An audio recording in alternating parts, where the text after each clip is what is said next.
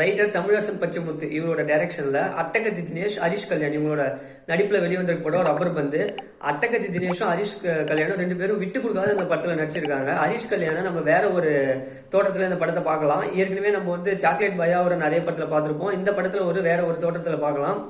படத்தை ரப்பர் வந்து 15 ரூபா இருந்த காலத்துல இருந்து இப்போ 35 ரூபா காலம் வரைக்கும் வச்சு ஒரு பீரியாடிக் படமா எடுத்திருக்காங்க. மாமனார் மருமகனுக்கு கிரிக்கெட்ல ஒரு சண்டை வந்தா எப்படி இருக்கும் அதை மையமா கொண்டும் படத்தை நல்லா திரையில நமக்கு காமிச்சிருக்காங்க. விஜயகாந்த் அவரோட ரெஃபரன்ஸ் நிறைய படத்துல வச்சிருக்காங்க.